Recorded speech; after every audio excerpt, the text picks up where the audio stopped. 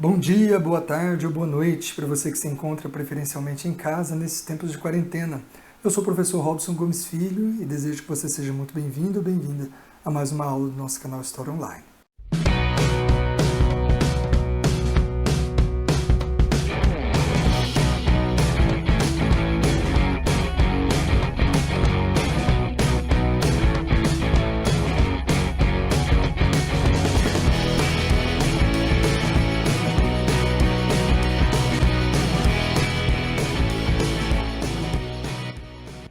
Muito bem, pessoal, essa é a nossa aula de número 7 do curso de História de Goiás, disciplina que eu estou ministrando na Universidade Estadual de Goiás, campus sudeste da cidade de Morrinhos, especificamente no segundo semestre de 2020.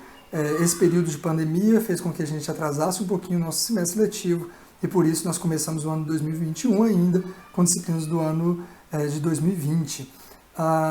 De uma maneira geral, a disciplina de História de Goiás, para você que ainda não assistiu nenhuma aula, para você que está chegando agora no canal e está conhecendo um pouco do nosso material, do nosso trabalho, a disciplina de História de Goiás discute especificamente a história desse estado, é o estado onde eu resido, onde eu nasci, onde eu trabalho, e busca discutir desde a época da mineração, quando o estado ganha corpo dentro do estado brasileiro, dentro primeiro da colônia brasileira em relação a Portugal e depois do país Brasil de fato, até meados do século XX, quando a gente vai fazer algumas discussões de temas um pouco mais recentes e relevantes. Então, na verdade, a gente tem um recorte bastante amplo e a gente faz aqui uma série de discussões muito mais temáticas, visando discutir um pouquinho, entender um pouquinho sobre a história do estado de Goiás.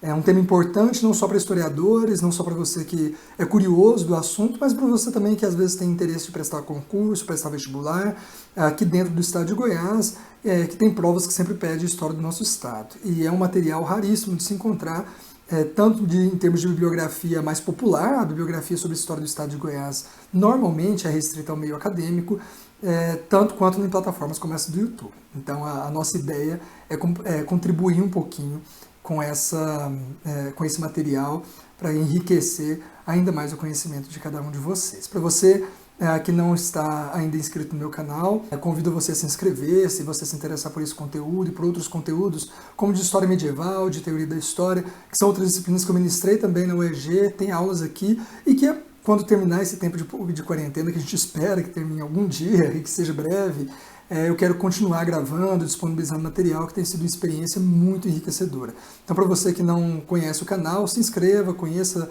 o nosso trabalho, contribua com esse projeto de levar o conhecimento acadêmico para além dos muros da academia. Esse é o nosso mote, esse é o nosso escopo, essa é a nossa ideia. Tá bom? Para você que já é inscrito no canal, seja bem-vindo a mais essa aula. Para você que é meu aluno e está acompanhando comigo as aulas de História de Goiás, seja também muito bem-vindo. Essa aula de hoje, especificamente, o tema que nós estamos discutindo é a chamada Primeira República, ou também chamada de República Velha, né? Nós discutimos um pouquinho sobre o coronelismo, nós discutimos um pouquinho sobre a violência, o medo em Goiás, pegando esse primeiro período da República, que vai de 1889 a 1930, e agora nós pegamos um dos principais eventos que ocorreu no estado de Goiás e no Brasil, na verdade no mundo, dentro desse período da chamada Primeira República, e que para nós hoje é um tema absolutamente caro. Hoje nós vamos falar da pandemia de gripe espanhola de 1918 e 1919. É um tema absolutamente caro para nós que estamos vivendo agora, um século depois, um novo momento de pandemia, e a gente vai ver que tem coisas muito semelhantes, tanto de um período quanto de outro, e que nos ajudam, evidentemente, a compreender um pouco melhor o que nós estamos vivendo nos dias de hoje, a maneira como nós estamos lidando e devemos lidar com situações tão catastróficas, tão desastrosas como essa que nós vivemos nos dias de hoje, tá bom? Então o tema da aula de hoje de História de Goiás, é a pandemia de gripe espanhola de 1918 e 1919 no estado de Goiás, mas claro, a gente vai começar falando um pouquinho do geral da gripe espanhola no Brasil e também, especificamente, como eu disse, no estado de Goiás, tá bom? Para a gente começar então, convido você a conhecer a bibliografia que a gente vai utilizar para essa aula de hoje. A bibliografia que nós vamos utilizar é o livro do Leandro Carvalho Damasceno Neto, A Epidemia de Gripe Espanhola em Goiás, O Sertão Gripado. Aqui eu coloquei Português Edition, porque a versão que eu comprei desse livro é uma versão do Kindle. Para você que não conhece ainda o Kindle é esse aparelho, é o leitor digital da Amazon, de e-books, portanto, de livros digitais. O Kindle é uma das ferramentas hoje imprescindíveis para quem tem interesse em leitura, para quem quer se qualificar em termos intelectuais. O Kindle tem uma capacidade de armazenamento de dezenas e até centenas de livros, de obras. É um aparelho, no caso desse, a versão que eu tenho, à prova d'água.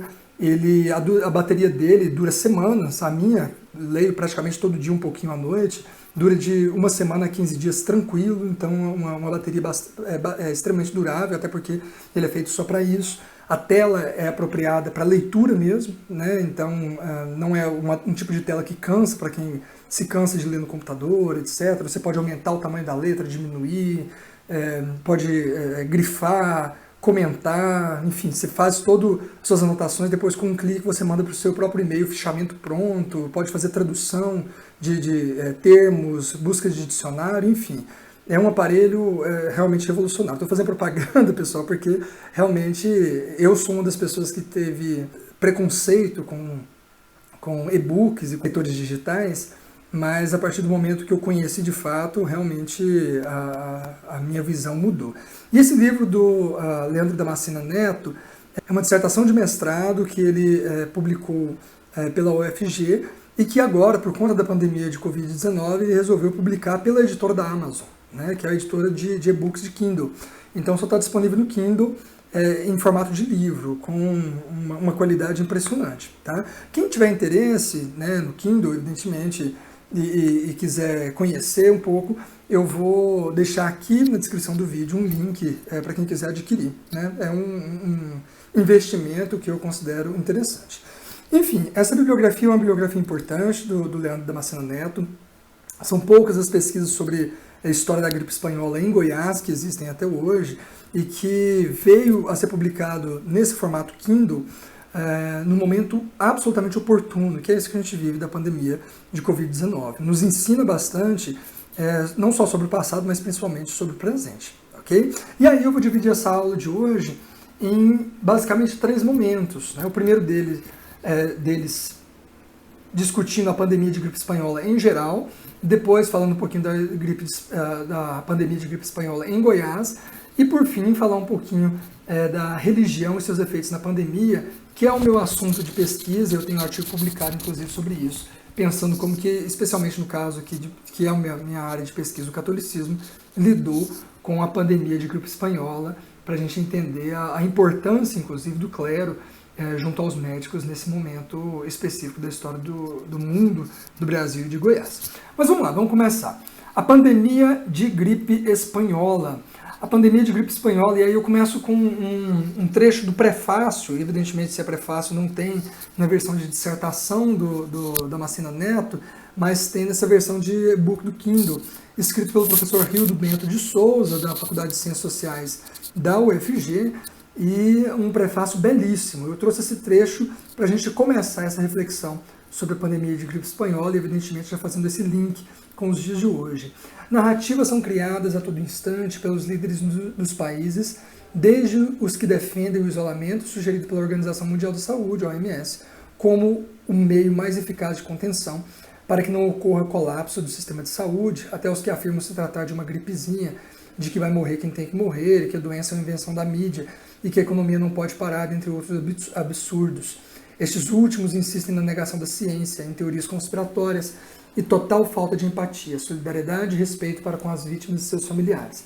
Chegam, aliás, a disputar acirradamente com o organismo acelular, o vírus, o título de pior desgraça. Creio que são palavras fortes, mas absolutamente necessárias em tempos como a gente vive de hoje. É importante a gente ver na gripe espanhola, a gente vai tocar um pouco nesse assunto, evidentemente a gente não vai falar de tudo que é possível sobre a gripe espanhola, porque é um assunto bastante complexo, mas na aula de hoje a gente vai mostrar a importância dos médicos, a importância da ciência, a importância da medicina, enfim, a importância de um combate racional, de um controle racional da pandemia, que, para os números mais conservadores, chegou a matar 20 milhões de pessoas entre 1918 e 1919, alguns números um pouco mais exagerados chegam a falar de próximo de 100 milhões de pessoas, a gente vai falar um pouquinho desses dados daqui a pouco, mas que poderia ter sido muito pior se não fosse a presença e a força da medicina pujante, né, no momento de consolidação ali do comecinho do século XX. Imagina hoje, que já é uma instituição consolidada, a ciência, que já é uma instituição de crédito, que está passando por todas as aberrações de contestações que tem vivido. São momentos importantes, momentos de pandemia, de crise sanitária global, para a gente entender onde estão os limites da verdade, onde estão os limites da razão, onde estão os limites da empatia e da humanidade. Então começo com essa reflexão para a gente entender que governos, que estados, que líderes e que você, indivíduo, que está em casa se guardando da quarentena ou não, são inteiramente responsáveis pela vida do seu vizinho, do seu familiar, das pessoas próximas, de qualquer pessoa com quem você cruze na rua, com ou sem máscara, e que, dependendo das suas escolhas, coloquem em risco a vida de outra pessoa. Ok? Começando com essa reflexão, já para a gente abrir essa aula de pandemia, gripe espanhola, mas que não dá para a gente não comparar com a pandemia atual que a gente vive de Covid-19. Ok? Vamos lá. A influenza espanhola, influenza também é um nome atribuído à gripe espanhola, a gente vai falar desse nome daqui a pouquinho. Olha só, página 30. A influenza espanhola, de 1918, é um dos maiores enigmas para a medicina científica do século XX. Nas discussões da comunidade médica do período, foi constantemente confundida com outras doenças como cólera, dengue e tifo. Os contemporâneos dessa epidemia não tinham consciência que o mal que os assolavam era proveniente da doença de gripe. Somente a posteriori, através de pesquisas relacionadas à doença, que o mal foi parcialmente esclarecido. Apenas no final do mês de junho de 1918, informações vindas de Londres esclareciam que se tratava de uma gripe ou influenza. Antes disso, os médicos relutaram em considerá-la como uma gripe, classificando-a como um catarro epidêmico. Alguns afirmavam tratar-se de uma doença já conhecida, outros de uma doença não identificada. Os médicos, que a denominavam de gripe, utilizavam a palavra entre aspas por conta de informações desencontradas. Então, a epidemia de gripe espanhola começou em meados de 1918. Não se tem exatamente uma ideia muito precisa de onde, como a gente vai colocar daqui a pouquinho, ou em que momento começou. Por uma razão muito simples. Ao contrário do que a gente vive hoje, a epidemia, a pandemia de gripe espanhola começou no finalzinho de uma outra catástrofe que até então tinha sido a maior já experimentada pelo ser humano na história, que é a Primeira Guerra Mundial. A Primeira Guerra Mundial começou em 1914 e terminou em 1918. Portanto, o finalzinho da Primeira Guerra Mundial coincide com o início da pandemia de gripe espanhola. E em momentos de guerra, evidentemente, as informações são contidas, as informações são rastreadas, as informações são barradas, e por isso não se sabe exatamente quando surgiu, em que mês, em que momento, sabe-se que tem-se notícia a partir de 1918, já com uma doença em franca expansão no mundo inteiro.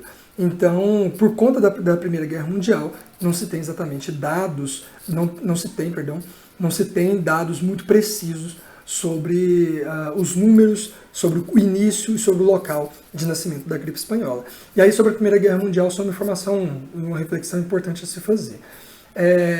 Uma das guerras mais longas que se tem registrado, pelo menos no Ocidente, é a chamada Guerra dos 100 Anos, que durou, na verdade, por volta de 112, entre Inglaterra e França, ali no finalzinho da Idade Média. Essa guerra matou em 112 anos, por volta de 112 anos, matou em média 200 a 300 mil pessoas. Isso uma guerra que durou mais de um século. A Primeira Guerra Mundial, em 4 para 5 anos, né, de 1914 a 1918, ela matou cerca de 20 milhões de pessoas. Então, o impacto emocional, o impacto para as pessoas de perceber números tão catastróficos como este foi absolutamente grande, né? A Primeira Guerra Mundial, por conta de ser a primeira vez que se utilizou de armamentos pesados bélicos, como a metralhadora, como tanques de guerra, como armas químicas, que não sejam simplesmente corpos infectados com doenças, como acontecia na Idade Média e períodos da Idade Moderna. A pólvora muito mais refinada em armas com precisão de tiro e quantidade de tiros muito maiores. Enfim, a Primeira Guerra Mundial foi um desastre total na humanidade. Só comparável depois e superado depois, evidentemente, pela Segunda Guerra Mundial, que matou cerca de 60 a 70 milhões de pessoas. Agora imagina essa Primeira Guerra Mundial matando cerca de 20 milhões de pessoas, termina coincidindo com o início da gripe espanhola, portanto de uma pandemia, que vai matar, para os números conservadores, cerca de 20 milhões de pessoas. Portanto, uma guerra que durou 4 a 5 anos, quase 5 anos, que matou 20 milhões de pessoas, já foi um impacto para as pessoas. Imagina uma pandemia que em 2 matou o equivalente a uma guerra como essa. A maior guerra que já se teve registro até então. Então a pandemia de gripe espanhola foi um abalo sísmico importante na cultura mundial, mas que curiosamente foi praticamente esquecida ao longo de todo o século XX, seja pela Segunda Guerra Mundial, que virou um desastre ainda maior, seja pelo avanço da medicina que conseguiu combater o alastramento de outras doenças que poderiam ter resultados ainda piores, como é o caso da AIDS, por exemplo, né? Mas o fato é que nós chegamos à pandemia de Covid-19 praticamente com a nossa memória desfeita sobre a gripe espanhola. A não ser a memória técnica, evidentemente, daqueles que se utilizaram das técnicas, dos recursos técnicos de vacina, de microbiologia, etc., avançados ao longo de todo o século XX por causa do problema da gripe espanhola. Nisso a memória técnica sobreviveu. Mas a memória social, a memória cultural praticamente se perdeu. E cá estamos nós vivendo um problema muito semelhante, como a gente vai ver na aula de hoje, com decisões e estupidezes tão burras, desculpa a força da expressão, mas tão estúpidas, tão burras quanto se viveu em 1918. E caminhando para desastres, se não semelhantes, piores. Tá? Mas vamos lá, vamos dar sequência para a nossa aula, que o tema hoje exige bastante de nós. Pouco estudada pela ciência médica no início do século XX, a gripe, aí falando da gripe em geral, era considerada uma doença aguda de evolução rápida e geralmente benigna. A noção do caráter benigno da gripe, presente no dia a dia das pessoas, tornou-se um dos motivos pelo qual médicos, administradores públicos e a sociedade não se preocuparam com medidas preventivas no ano de 1918. Naquele ano, o vírus teria sofrido uma mutação genética, mas os fatores que o tornaram demasiadamente patogênico permanecem desconhecidos pela medicina até os dias atuais. Então, duas coisas importantes. Primeiro, a gripe já se conhecia, evidentemente, a gripe, também chamada de influenza, comum. Existia como uma doença que espalha, que transmite de maneira muito fácil, muito rápida, mas sempre de caráter muito benigno. Isso fez com que, em junho de 1918, quando se descobriu que essa nova doença que estava atacando muitas pessoas, etc., que estava se espalhando pelo mundo, se tratava de uma gripe, fez com que muitos países, muitas instituições médicas, muitos chefes de Estado, não levassem tão a sério, aí sim, de fato, achando que seria de fato uma gripezinha, né, que todo mundo ia passar, que todo mundo ia pegar, que logo iria perder a sua força de expansão no mundo todo. O problema é que no próprio ano de 1918, não se sabe exatamente onde, nem em qual momento específico, sabe-se que esse vírus da influenza sofreu uma mutação importante que tornou ele muito mais patogênico e muito mais letal. E aí a gripe espanhola, essa gripezinha que seria uma gripe comum, uma gripe benigna, se tornou até então um dos maiores desastres já vividos pela humanidade. Okay? Força, evidentemente, mais uma vez, de estados, de governantes, de líderes e de próprias instituições médicas, pelo desconhecimento naquele momento, dá para se justificar, que não deram a importância devida ao peso e à capacidade dessa gripe de causar o estrago que causou. Somente com a invenção do microscópio eletrônico na década de 1930, a medicina pôde estudar as estruturas dos vírus isoladamente. Até então, não se podia definir exatamente o que era um vírus, uma vez que seu material não havia sido descoberto.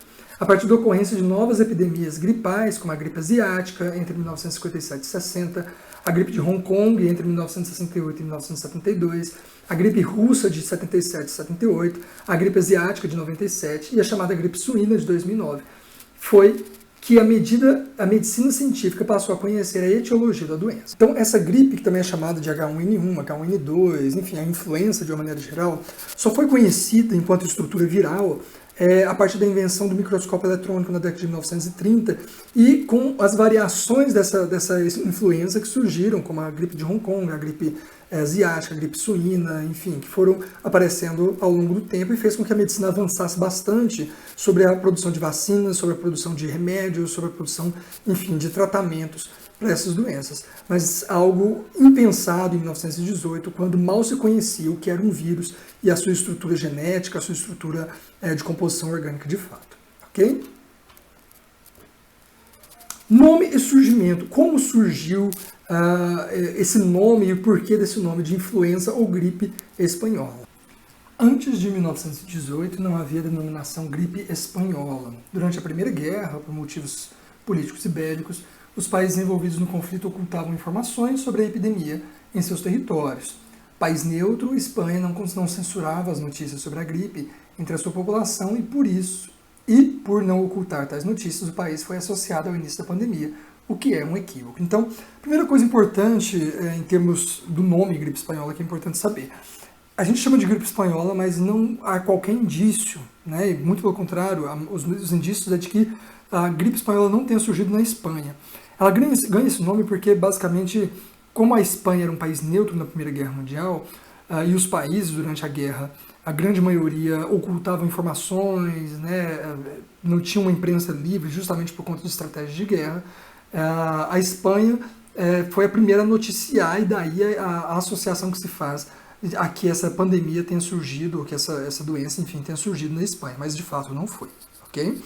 Sobre a localidade de seu surgimento, permanece a dúvida se teria se iniciado nos campos de treinamento de guerra dos Estados Unidos da América ou na China, na região de Guangdong, outrora chamado Cantão. Então, os indícios, né, ao que parece, essa doença pode ter surgido tanto nos Estados Unidos, é uma das possibilidades, em campos de treinamento de guerra nos Estados Unidos, ou na China, né? A China aí levando, mais uma vez, essa pecha de surgidora de doenças.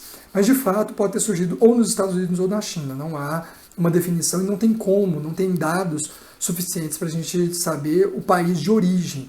Mas, pela quantidade de infecções, pelo histórico de infecções, dá para se ter uma noção de que talvez o paciente zero, portanto, a primeira pessoa a ter sido contaminada e espalhado, normalmente de animais para humanos, tenha acontecido ou nos Estados Unidos ou na China.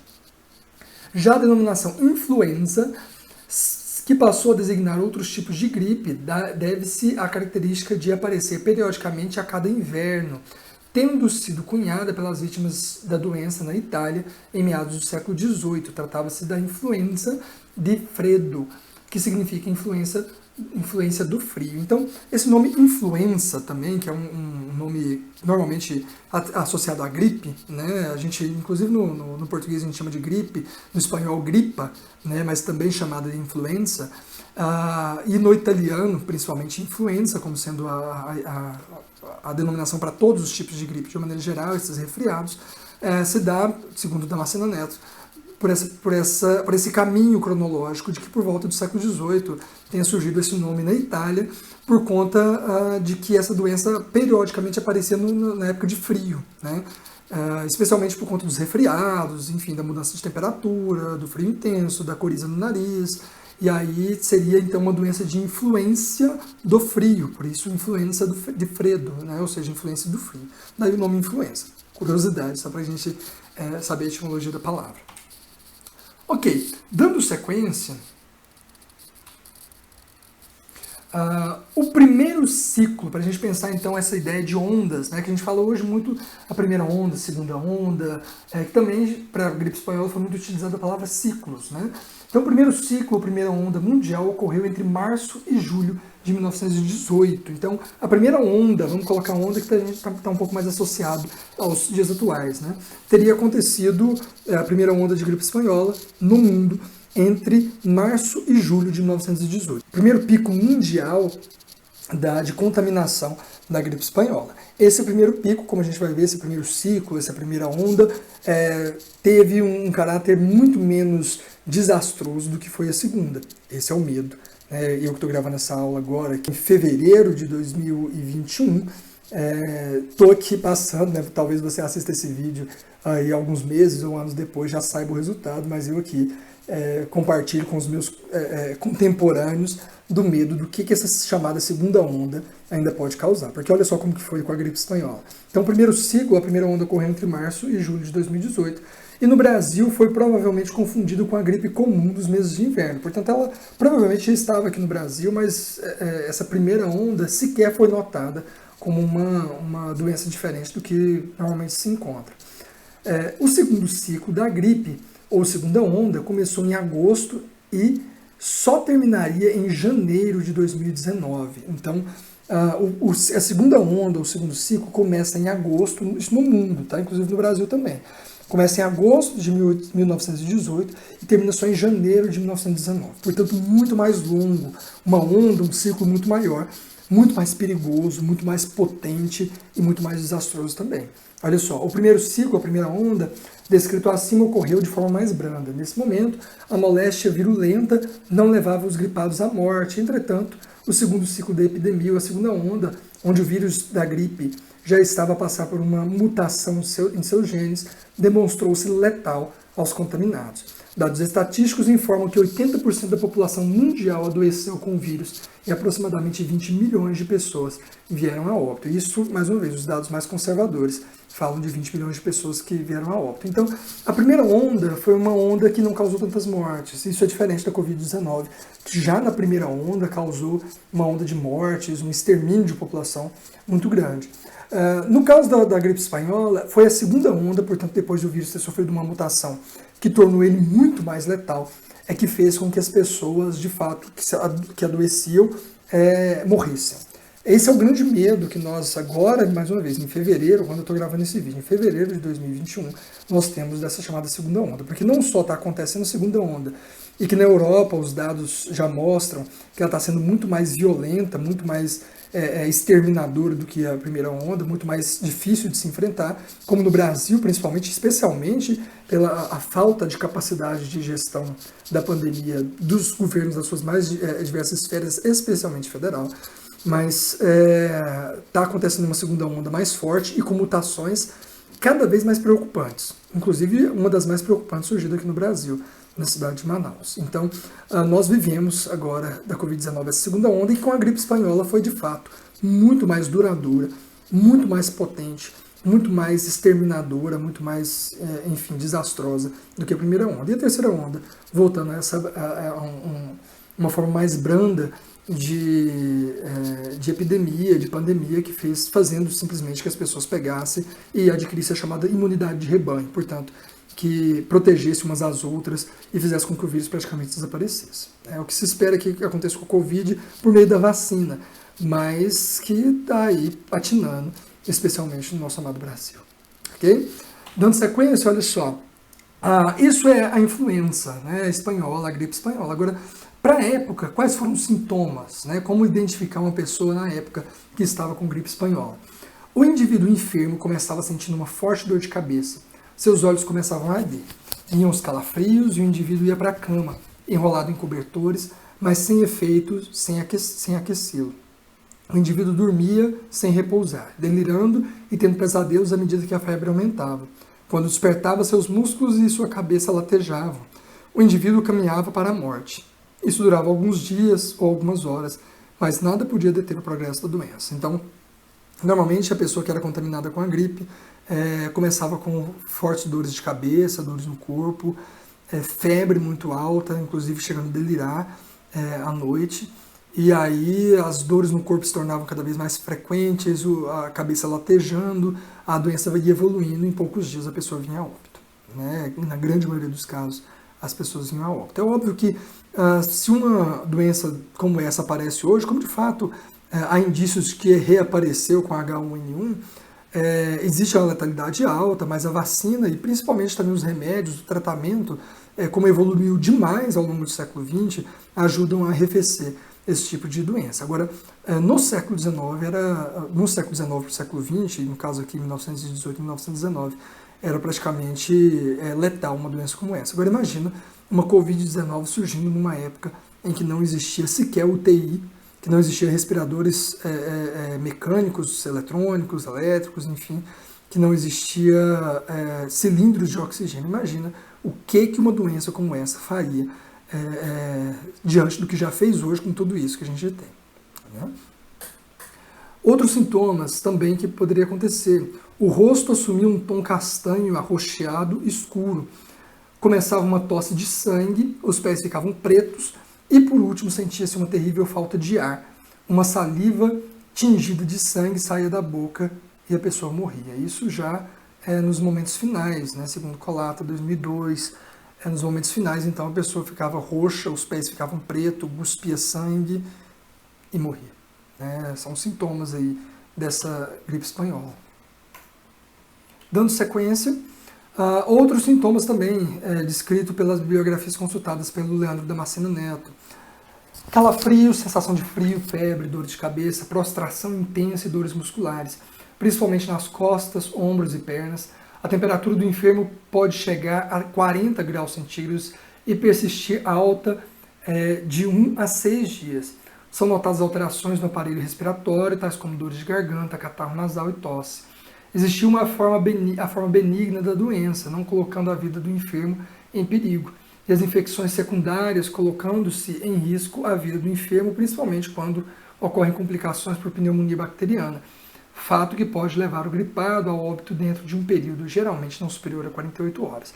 Então, além de todos esses sintomas que a gente está lendo aqui, existia evidentemente a forma benigna da doença, como acontece com a Covid, né? E até hoje, pelo menos enquanto eu gravo esse vídeo, em começo de 2021, não se sabe exatamente o porquê que em algumas pessoas desenvolve de maneira letal e outras não letal. Eu tive Covid né, por sorte, graças a Deus, graças ao cosmos, enfim, graças à vida, fui agraciado com a forma mais branda e benigna da doença. Então, tive sintomas, mas sintomas muito leves, a minha mãe também, e a grande maioria das pessoas sim.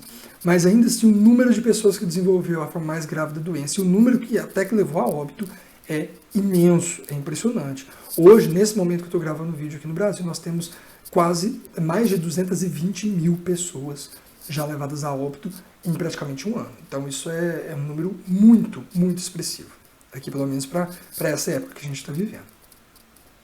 Ainda segundo o autor, as pessoas que contraíam a doença entre 1918 e 1919 tinham seu estado geral rapidamente agravado e, na maioria das vezes, tornava-se moribundas entre 7 e 14 dias. Então, de 1 a 2 semanas, a pessoa que contraía a doença normalmente se tornava moribunda. Então, diferente da Covid, era mais fácil a pessoa desenvolver formas graves da doença do que o contrário. Agora, é curioso que a gente vai ver que no caso aqui de Goiás, por exemplo, a quantidade de pessoas que tiveram a forma benigna é infinitamente superior à de pessoas que tiveram a forma maligna, vamos colocar assim, né, a forma mais grave da doença. E ainda assim, o número de óbitos aqui em Goiás, para a época, foi algo assustador, que dirá para o Brasil e para o mundo de uma maneira geral. Dificuldades e crises, claro, né? Nós que estamos vivendo a pandemia da Covid-19, nós sabemos, estamos vivendo na pele as dificuldades em termos de crise econômica, em termos de logísticas, né? Para lidar com essa doença. Imagina em 1918, 1919.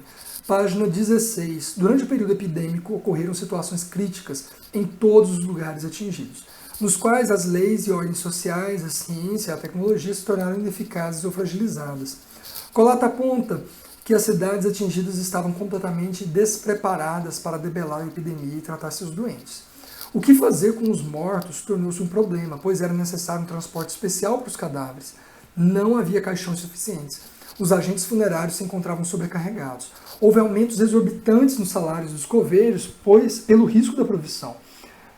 Vários deles acabavam gripados e muitos foram a óbito, gerando falta de profissionais, demora no sepultamento dos corpos, necrotórios superlotados. Então, isso, olha como que parece com os dias de hoje. Né? Aqui no Brasil, em poucas localidades, chegou um colapso como esse, mas infelizmente chegou, como é o caso de Manaus e outras cidades que já estão se não no colapso, à beira dele. Mas no caso da gripe espanhola, o preparo, a capacidade do sistema de saúde, se é que dá para falar de um sistema de fato de saúde, especialmente em nível local, no interior, no sertão do Brasil, as cidades não estavam preparadas. Né? A gente teve uma aula, você que não assistiu, procure na playlist do canal, vou deixar também o link aqui na descrição, nós tivemos uma aula sobre a história da saúde em Goiás. E vimos como que a medicina foi a passos curtos e demorados ao longo do século XIX, começo do século XX, se consolidando enquanto uma força política no estado de Goiás, como no Brasil de uma maneira geral. Né? Mas imagina então quando essa medicina, quando esses hospitais não tinham essa capacidade que temos hoje para atender a população. Então, e aí ele descreve casos tristes como casos de óbitos, né? Uma quantidade imensa de óbitos, especialmente nas cidades grandes, né, nas metrópoles brasileiras. Os sistemas funerários superlotados, os coveiros com um salário exorbitante, justamente pelo risco que estava vivendo na sua profissão, muitos e muitos deles morriam. O Leandro Damasceno Neto faz algumas reflexões e traz alguns dados sobre isso. A quantidade de coveiros mortos, o sistema funerário praticamente em colapso, é o caos. Né? E é o caos que nós estamos sofrendo a todo custo para tentar evitar, mas que não está fácil evitar no nosso país com a epidemia de Covid-19. Em vários lugares, os corpos foram sepultados em valas comuns, enrolados em lençóis. No mundo todo, agora com a Covid-19, teve muitos lugares que as pessoas morriam em casa e seus familiares enrolavam o corpo das pessoas em lençóis e deixavam na porta da rua para o caminhão da prefeitura sair recolhendo os corpos. Né? Isso aconteceu na Itália, isso aconteceu no Equador. E a gente espera, de fato, que não aconteça no Brasil, porque é muito triste. O Leandro Damasceno Neto não trouxe aqui na aula para a gente discutir, porque são muitos assuntos, mas ele chega a falar dos problemas psicológicos gerados pela falta do sepultamento. Né? Você não poder sepultar os seus familiares, pessoas que perderam familiares, praticamente a família inteira, para a doença e não podia sequer dizer adeus, não podia sequer dizer tchau, se despedir de fato dos seus entes queridos. É de uma tristeza, é de uma crueldade, não de uma pessoa específica, talvez dos líderes nas suas responsabilidades, mas que o acaso, a natureza, enfim, impôs a que os seres humanos vivessem. Dando sequência, em termos econômicos, a escassez de alimentos e medicamentos levou a aumentos de preços de até 600% em relação aos preços normais. Adotaram-se algumas medidas profiláticas, como o isolamento, que restringia a saída das ruas somente em casos de urgência, como compra de medicamentos e alimentos. Parques, bares, cinemas, teatros e outros espaços públicos foram fechados. Olha só que semelhança, né? Fechamento de escolas. O Leandro Damasceno Neto tem um trecho que ele se aprofunda um pouquinho sobre o fechamento de escolas em Goiás. Então, escolas fechadas, bares, restaurantes, pessoas impedidas de sair às ruas, a não ser por extrema necessidade, principalmente a busca de medicamento, socorro por conta da doença. Enfim, tentativas ao tempo todo de se prevenir a expansão da doença. E ainda assim, a doença se alastrou. E pior do que isso, imagina o que se não tivesse feito esse tipo de prevenção, esses lockdowns horríveis, né, e mal feitos que a gente teve no Brasil agora em 2020, 2021, e que teve também no Brasil igualmente mal feitos, se não pior, porque as informações circulavam de maneira muito mais lenta e difícil em 1918 e 19. Agora, é curioso como que a economia reage a isso, né?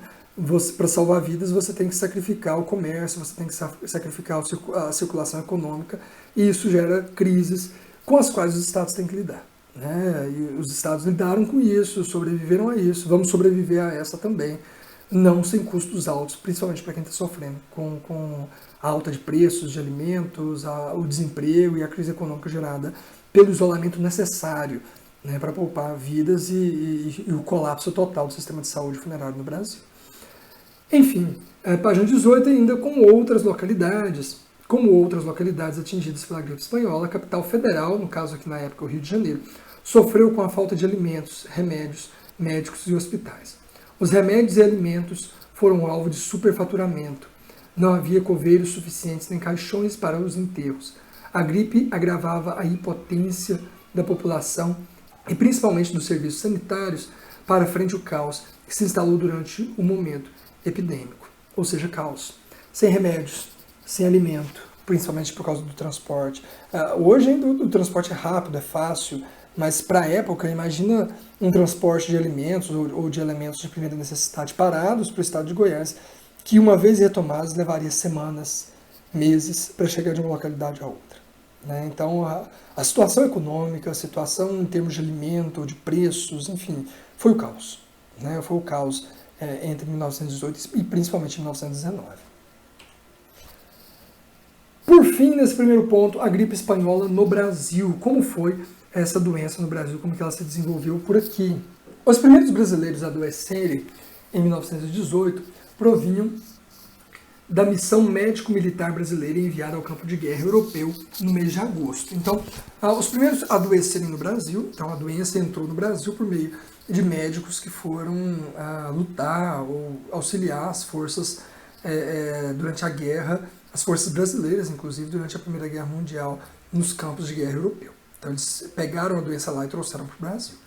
A gripe chegou no Brasil, de fato, no Demeara, vapor, portanto, um navio de bandeira inglesa que atracou sucessivamente nos portos de Recife, Salvador e Rio de Janeiro. E aí, esses navios, portanto, na época chamados de vapores, né, iam atracando de porto em porto, e em cada porto que passava ia expandindo a doença, ia transmitindo a doença, e aí se espalhando pelo Brasil inteiro. Chegou, portanto, no iniciozinho de 1918, e em um ano já tinha, na verdade em poucos meses já tinha tomado praticamente o território nacional inteiro. Até os índios na Amazônia, se hoje chegou, imagina na época quanto não eram muito mais isolados as comunidades indígenas, e ainda assim há registros de índios na Amazônia que chegaram a morrer por conta da gripe espanhola.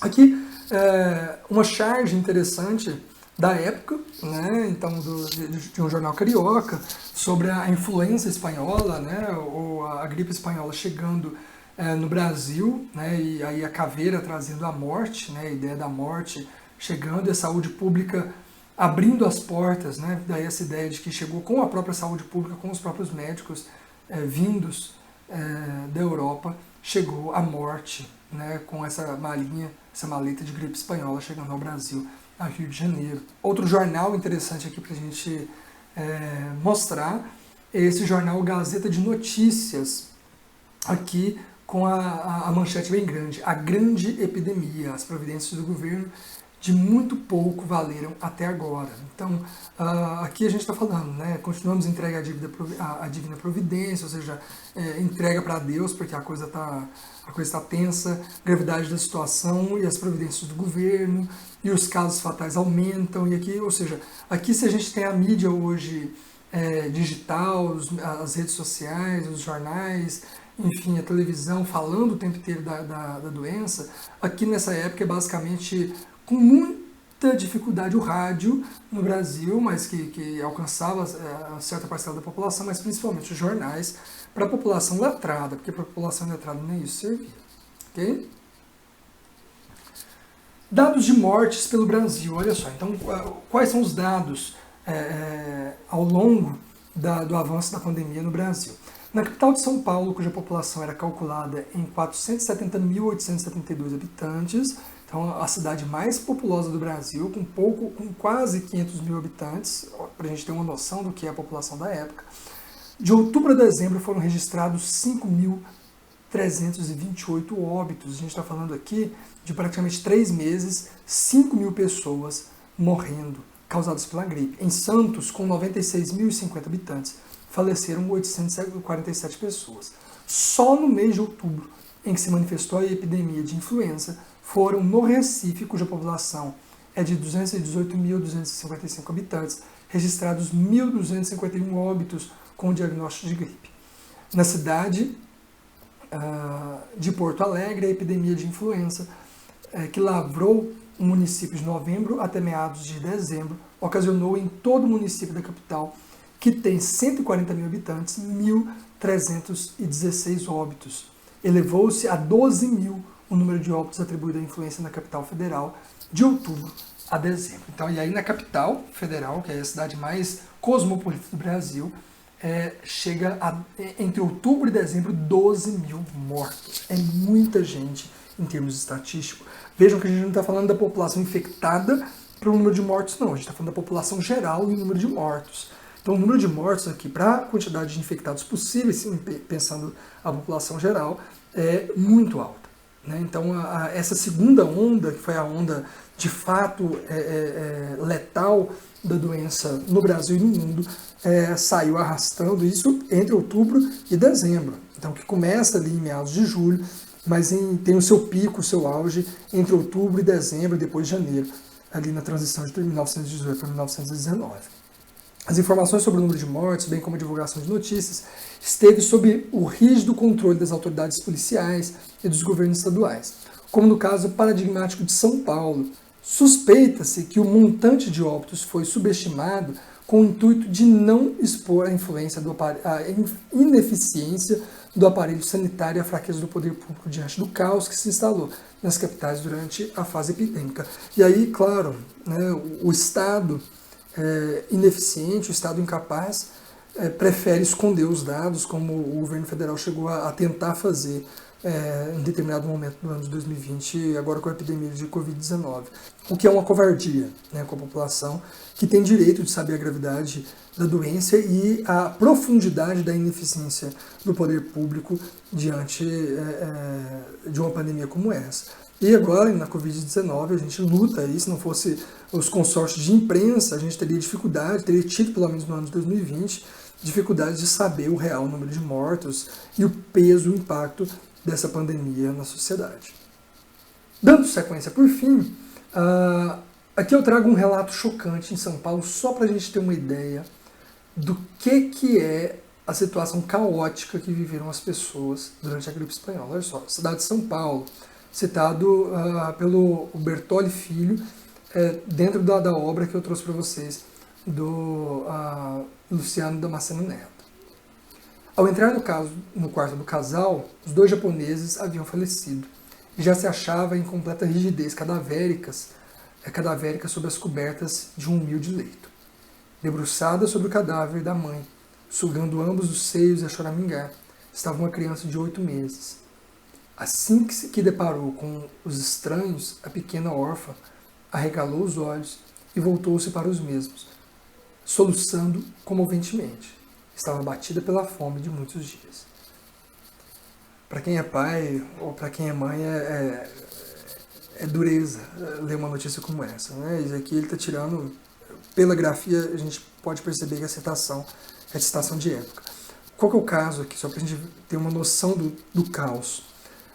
A polícia, pelo jeito, arrombou a porta de um casal de japoneses de situação de renda, pelo que eles estão falando aqui, baixa. O casal tinha sido acometido pela gripe, tinha uma filha de 8 meses, o casal não aguentou, morreu, e a filha continuou viva, por alguma razão não pegou, não foi acometida pela doença. E quando eles entraram, se depararam com o corpo do homem e da mulher, ambos japoneses, já com um corpo rígido, com um corpo duro, de tanto tempo que já tinham morrido, e a menina tentando sugar os seios da mãe. Chorando de fome, há dias tentando sugar os seios da mãe, já morta pela doença. Isso para a gente ter uma ideia, um caso chocante como esse, um caso comovente como esse, para a gente ter ideia do que a gente está falando, de pessoas morrendo dentro de casa, de pessoas que não têm acesso à saúde, né? O SUS só foi inventado já na segunda metade do século XX, portanto um sistema único, né, de saúde para todo brasileiro. Aqui a gente está falando de imigrantes japoneses que não tinham acesso à saúde, que morreram dentro de casa e que a filha ficou órfã numa situação como essa. Isso para a gente ter uma noção do que é o caos dessa situação, que hoje, na pandemia, em plena pandemia de Covid-19, a gente talvez não tenha ideia, principalmente porque a gente naturalizou o número de mortos, né? 1.200, essa noite passada saiu os dados de 1.300 pessoas morrendo aqui no Brasil, só no Brasil, em um único dia. A gente se comove com um avião que cai com 400 pessoas e a gente se tornou tão frios, né, com um número como esse, 1.300 mortos, 220 mil mortos em um ano, menos de um ano até. A gente se tornou de tal forma frios para dados como esses que é preciso vir à baila, vir à tona uma cena como essa que eu narrei aqui para vocês, pelo olhar do historiador Luciano Damasceno Neto, para a gente ter ideia do que a gente está falando, de que tipo de vida sendo ceifada que a gente está falando no nosso país. Dando sequência, então a gente termina essa primeira parte da pandemia de gripe espanhola. Até agora a gente não entrou em Goiás, né? Nós vamos fazê-lo agora. Falamos da gripe espanhola em geral, da gripe espanhola no Brasil, e agora o nosso próximo assunto é a gripe espanhola em Goiás, especificamente. A gripe espanhola chegou a Goiás no final de outubro de 1918, então a gripe espanhola só chega em Goiás, de fato, só chega ao estado de Goiás em outubro de 1918. Portanto, no pico, né, das infecções e mortes em todo o Brasil, a gripe chega em Goiás. Então, Goiás não pegou a primeira onda, Goiás não pegou parte da segunda onda, mas a segunda metade, digamos, da segunda onda, que vai de outubro, novembro, dezembro, janeiro e fevereiro de 1918 e 1919, é que a pandemia da gripe espanhola atinge de fato o estado de Goiás. Tá? E teve o seu momento mais grave em janeiro e fevereiro de 1919, portanto, em nível mundial e em nível nacional, já no finalzinho da segunda onda. A partir de março, portanto, o início da chamada terceira onda, ou terceiro ciclo, a doença permaneceu ainda por alguns meses em Goiás, mas sem grande força, até quase que desaparecer. Na imprensa goiana, aqui algumas tônicas importantes que eu trouxe para a gente discutir. A gripe espanhola na imprensa goiana sobre o restante do Brasil e nas fronteiras do estado de Goiás em meados de outubro de 1918. Então, a gripe chega em Goiás em 1918 e a imprensa já estava noticiando, evidentemente, o caso da gripe, a pandemia se alastrando por todo o Brasil, por todo o mundo, nos meses anteriores. Mas tem alguns recortes de jornal muito interessantes que o Leandro Damasceno Neto, que aliás fez uma pesquisa muito boa, muito bacana nas fontes, na capital do estado de Goiás, portanto hoje cidade de Goiás, antiga capital do estado de Goiás, nos periódicos, principalmente periódicos e algumas outras fontes primárias. Mas aqui algumas notícias para a gente ver o temor da população vendo a doença se espalhar pelo Brasil e como que essas notícias vão começando a falar das fronteiras, chegando às fronteiras do estado de Goiás até a confirmação dos primeiros casos. A primeira notícia do jornal Nova Era, 17 de outubro de 1918, primeira página. No dia 17 de outubro de 1918, o jornal Nova Era publicou matéria intitulada A Devastação no Rio. Abre aspas. A epidemia de influenza espanhola toma cada vez mais vulto. A impressão do Rio de Janeiro é a de um vasto hospital. Estabelecimentos comerciais, teatros, cinemas, tudo está fechado. Então, a notícia que se dá sobre o Rio de Janeiro aqui em 17 de outubro, portanto já começando a segunda quinzena de outubro de 1918, é de que isso não tinha chegado em Goiás, falando que o Rio de Janeiro parecia um grande hospital, né, que tudo estava fechado, os bares, escolas, teatros, tudo fechado no Rio de Janeiro, e o Rio de Janeiro inteiro é um imenso hospital, porque as pessoas adoecidas e morrendo o tempo inteiro, nos leitos em casa, sem hospitais, sem, enfim, acesso a tratamentos de saúde. Essa é a segunda notícia do Correio Oficial, 19 de outubro de 1918, página 10. Continua lastrando de modo alarmante no Distrito Federal, lembrando que o Distrito Federal é, nessa época, o Rio de Janeiro, cidade, onde hoje é a capital do Rio de Janeiro, e na época a capital do estado do Rio de Janeiro era Niterói, hoje cidade, né, ali paralela ao agora capital fluminense do Rio de Janeiro. Okay? Então continua lastrando de modo alarmante no Distrito Federal, portanto no Rio de Janeiro, a influenza espanhola. A cidade, segundo as comunicações telegráficas que nos foi mostrada, apresenta um aspecto desolador. Quase metade da população foi atingida pela epidemia. Então, aqui já fala-se que quase metade da população do Rio de Janeiro, em outubro de 1918, a doença nem tinha chegado em Goiás e metade da população, ou quase metade da população do Rio, já tinha pegado. Já vão rareando os medicamentos, tendo o comissário de alimentação necessidade de regular os preços dos sais de quinino. Muitos estabelecimentos de ensino, principalmente os militares, teatros e outras casas de diversões, diversas fábricas, muitos bancos e algumas comerciais estão fechadas. O Congresso tem deixado de funcionar. As repartições públicas estão desfalcadas de funcionários, havendo o presidente da República mandado abonar as faltas dos que não compareceram. Então, o caos, né, tudo fechado, as repartições públicas não funcionam, as coisas não funcionam. A gente vai ver daqui a pouco que em Goiás o serviço de telégrafo parou de funcionar e aí não chegava notícia de lugar nenhum. Então, para essa época, é o caos. Imagina, é como se com a pandemia agora a gente não tivesse internet. Imagina você sem internet e sem televisão. Morrendo de medo, com histórias das mais... Imagina a quantidade de fake news que não circulavam nas fofocas, nos telefones sem fio, né, que a gente brinca, das pessoas, e você não ter acesso à informação. Os jornais não têm acesso à informação de outros jornais, porque o correio não chega, as notícias não chegam pelo telégrafo, porque os responsáveis pelo telégrafo estão infectados, enfim, é o caos, tá? Outras notícias interessantes, olha só, jornal O Goiás, 2 de novembro, agora já entrando em novembro de 1918, página 2. No dia 2 de novembro de 1918, o Goiás alertava sobre a presença da influenza na cidade de Araguari, Minas Gerais. Portanto, a gente está falando aqui já na porta do estado de Goiás, ali no Triângulo Mineiro, Araguari, quase fronteira de Minas Gerais com Goiás. Estamos informando que a influenza espanhola já surgiu em Araguari, tendo se verificado 100 casos, sendo que 2 fatais. Olha só, tinha acabado de surgir, já tem 100 casos, sendo deles 2 fatais, 2%. Né, de mortes. Isso já pensando num número semelhante, ou bastante semelhante à Covid-19. A invasão da influenza espanhola em Araguari constitui para nós séria ameaça. Seria prudente que o governo providenciasse no sentido de fazer aquisição de medicamentos adequados que já faltam às nossas farmácias. Então, olha só, aqui a preocupação já reina no estado de Goiás. Porque se a doença está em Araguari, logo chega em Goiás. E quando chegar em Goiás, o governo tem que estar preparado. Aqui os jornais cobrando do governo essa preparação, que infelizmente não aconteceu. Sendo já sabido, agora a notícia do Correio Oficial, tá? 26 de outubro de 1918, página 9.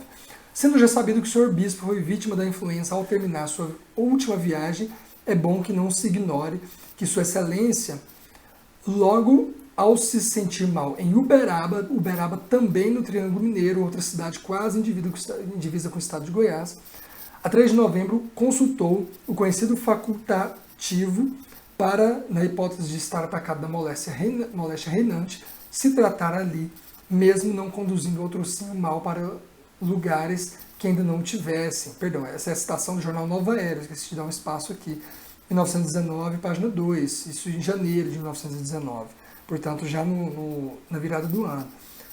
Agora sim a segunda citação do Correio Oficial. Essa primeira falando que o bispo, no caso aqui Dom Prudêncio, foi acometido da doença na cidade de Uberaba. A influenza ou gripe, literalmente gripe influenza espanhola, continua a se alastrar por todo o país, já tendo atingido as capitais de vários estados e até cidades do interior, nomeadamente Uberaba, cujos estabelecimentos de instrução, segundo telegramas, já estão fechados. Então, Uberaba, vejam, Araguari, Uberaba, só estava faltando ali o Sertão da Farinha Podre, que hoje é chamado de Uberlândia, né, para completar o chamado Triângulo Mineiro, as 3 principais cidades do Triângulo Mineiro, que estão quase que em divisa com o estado de Goiás. Então, vejam, a gente está falando aqui da doença no Rio de Janeiro, em outubro. De repente, no começo de novembro, essa doença já está nas fronteiras do estado de Goiás, e de outubro a novembro mesmo, então os primeiros casos já começam a ser registrados na passagem de outubro para novembro. Goiás também é acometido pela doença. Okay? A chegada então da doença, as rotas e os seus efeitos em Goiás. Página 56. A partir das notícias do final do mês de outubro de 1918, conclui-se que a epidemia de gripe espanhola chegou ao estado de Goiás no início de novembro de 1918. Então, no iniciozinho de novembro, chegou de fato no estado de Goiás a gripe espanhola. As cidades do sul, já que elas entraram ali por Minas Gerais, então as cidades do sul do estado, como Catalão e Ipameri, foram as primeiras a serem assoladas pela doença. Sobre o caminho percorrido pela epidemia em terras goianas, o historiador Eliezer Cardoso de Oliveira esclarece: o automóvel e o trem de ferro juntos foram responsáveis pela reintegração de Goiás à economia nacional. No entanto, o que quase ninguém nota é que as estradas de ferro e rodagem facilitaram a transmissão da gripe espanhola no estado. Houve festas grandiosas com a chegada dos trilhos da estrada de ferro em Ipameri em 1913.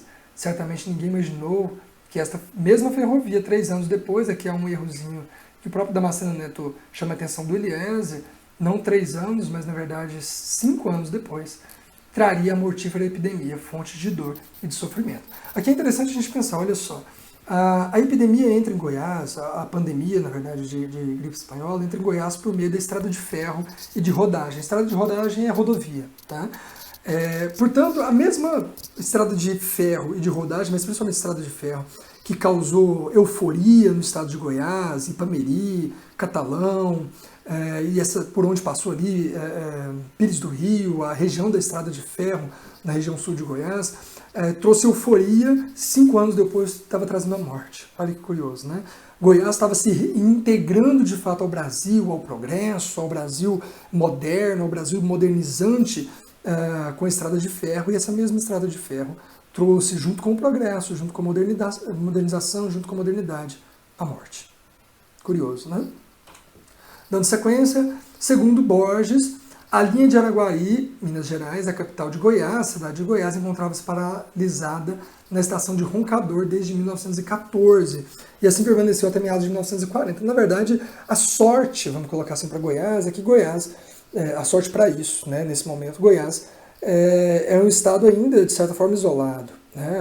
A estrada de ferro nem sequer tinha conseguido essa linha Araguari, cidade de Goiás, que iria então da cidade, na época, mais importante do Triângulo Mineiro, até a capital do estado, ainda estava parada na cidade de Roncador, e ficou lá até 1940. Então, era muito lenta, era muito moroso o avanço dos trilhos de ferro no estado de Goiás. E para benefício do estado de Goiás, seja dos trilhos de ferro, seja das estradas de rodagem, portanto, as rodovias para rodar automóvel, para rodar carros, enfim, no início do século XX ainda estava muito devagar em poucos lugares do estado de Goiás. O que fez com que também o vírus, que é transportado com a mesma velocidade que a tecnologia, que o vírus também fosse arrefecido com uma certa facilidade no nosso estado. Okay? Sabe-se que a influência espanhola chegou a Goiás em 1918, atingindo primeiramente as cidades alcançadas pela estrada de ferro, portanto, Ouvidor, Catalão, Goiandira, Ipameri, Urutaí e Roncador. Portanto, essa região sudeste do estado de Goiás são as primeiras cidades a registrar casos da doença e, por não coincidência, mas por relação de causa e efeito, são as cidades por onde passava a estrada de ferro. Ok? Página 57. A partir dos telegramas publicados no Correio Oficial, pode-se delinear a trajetória da gripe em terras goianas. Agora, para a gente ter uma noção, olhando os telegramas, e aí o Leandro Damasceno Neto teve esse cuidado de analisar os telegramas para tentar entender a rota da gripe em Goiás, mas olha as cidades principais por onde passou. Aqui citando os telegramas, tá? Por isso a grafia da época. Por comunicações oficiais, sabemos que a influenza espanhola invadiu diversos pontos do estado, sendo estas últimas notícias recebidas. Curralinho, no dia 14, comunicou a Vossa Excelência haver 8 casos de febre em pessoas que tiveram contato com o primeiro doente. Encerrei as escolas municipais Santo Antônio do Rio Verde, isso em Curralinho, onde hoje é a cidade de Itaberaí. No dia 13, isso aqui tudo em novembro, tá? Graças aqui à influência espanhola, o comandante, no dia 13, perdão. Então, no dia 13, graças aqui à influência espanhola, o comandante e todo o destacamento estão atacados, todos guardando o leito. Isso em Ipameri.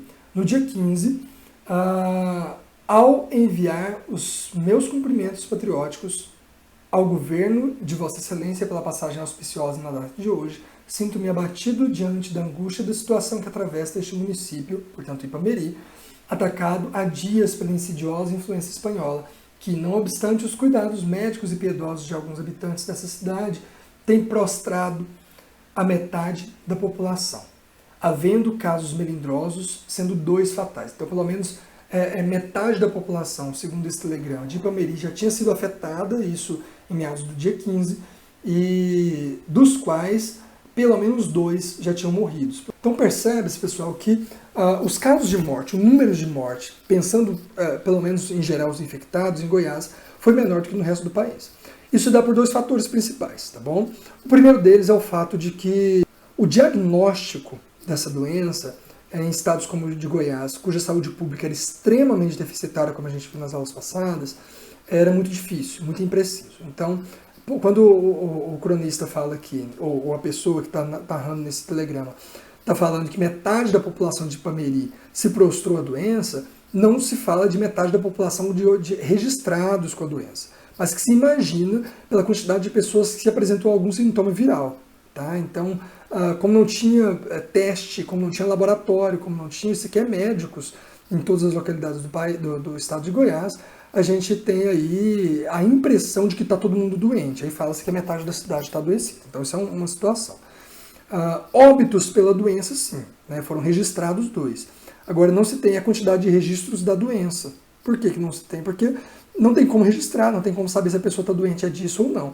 Quando morre, nas situações de morte, é que se acredita que a pessoa morreu de fato de gripe espanhola, né? Por conta daqueles sintomas que eu falei para vocês. Não é qualquer doença que escurece o rosto, escurece os pés, falta ar, a pessoa começa a cuspir sangue e morre. Né? Então, existem sintomas comuns que fazem com que as pessoas acreditassem que, de fato, então esses 2 óbitos foram por gripe espanhola, mas ao mesmo tempo acreditassem que a cidade inteira estava infectada, ou pelo menos metade da população. No jornal agora, o jornal Nova Era, essa citação primeira que a gente fez foi de 16 de novembro de 1918, um conjunto de telegramas dessa data. Agora o jornal Nova Era, do dia 9 de janeiro de 1919, página 2. A influenza espanhola está graçando atualmente nos municípios de Anápolis, Morrinhos, Santa Rita do Paranaíba. Então, perceba, olha só, a gente estava falando de cidades onde passava a linha de ferro. Né? Então a gente tem Ipameri, Catalão, Roncador, Ouvidor, Pires do Rio. Né? Então a gente tem as cidades por onde passa a estrada de ferro.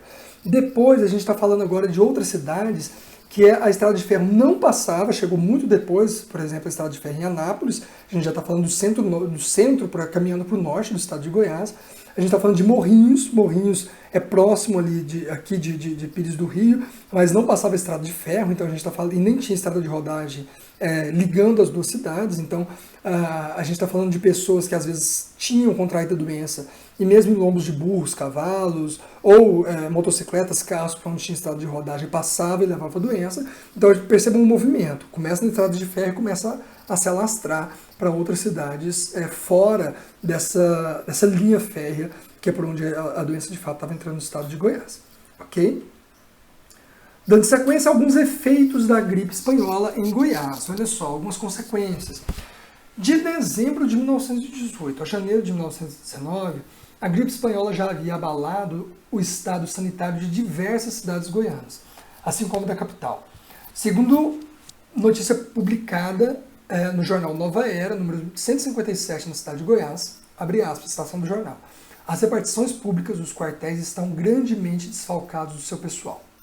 Somente no dia 16 de janeiro, o batalhão dos 60º caçadores caíram 31 praças. Né? Então, somente no batalhão dos 60º caçadores caíram 31 pessoas pela doença.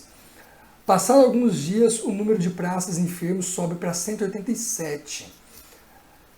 Durante a epidemia, foram recorrente à falta de funcionários da administração pública nos estabelecimentos comerciais. Aqui a gente está falando, então, do espalhar da doença e das consequências. Falta funcionário público, falta pessoas para lidar com os problemas e necessidades cotidianas. Os quartéis, portanto, a polícia, o policiamento começa a ser afetado porque os quartéis estão infectados, principalmente pessoas dormindo próximas umas às outras, convivendo de maneira muito próxima, sem possibilidade ou vontade até de poder público de fazer isolamento, enfim, espalha essa doença e o caos começa a se instaurar. A doença também desfalcou os serviços de telégrafos, como eu falei para vocês agora há pouco. Olha só, jornal O Goiás, 23 de novembro de 1918, página 3. Nos dias em que a moléstia graçou com intensidade, os 22 aparelhos Morse e os 27 Badotte apenas trabalharam 6 telegrafistas coadjuvados pelos chefes de tráfegos.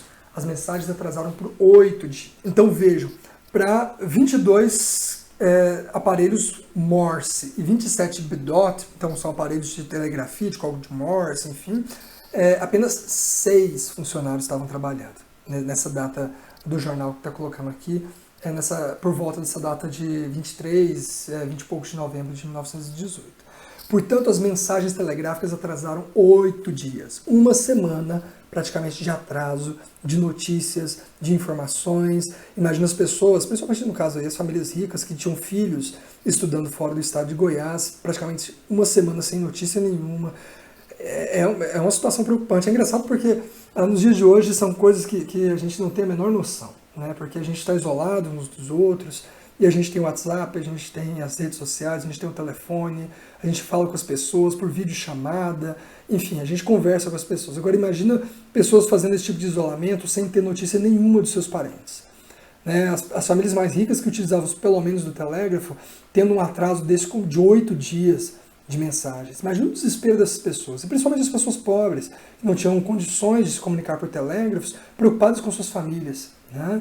Preocupadas com pessoas que viviam em outras cidades e que não tinham a menor condição, a menor possibilidade de ter notícias, porque sequer podia viajar para poder visitar sua família, para saber notícias, porque poderia estar levando a doença ou contrair a doença no caminho. Porque a gente está falando aqui de uma pessoa que morasse em Morrinhos, por exemplo, a cidade de onde eu gravo essa aula e onde eu moro, para ir para Goiânia, né, ou para Anápolis, que é onde mora a minha família, a família da minha esposa, a gente está falando aí de uma viagem que duraria pelo menos 3 a 5 dias, né, em lombos de burros e cavalos, né, quando se tem esse tipo de transporte em carroças. Imagina essas pessoas, num momento de pandemia, passar esse tempo todo na estrada, né, para visitar os parentes e correr o risco de levar ou contrair a doença. Então as pessoas simplesmente ficavam em casa, esperando e rezando. A gente vai falar daqui a pouco da religiosidade, rezando, pedindo intercessão divina para que os seus parentes fossem protegidos e poupados da doença.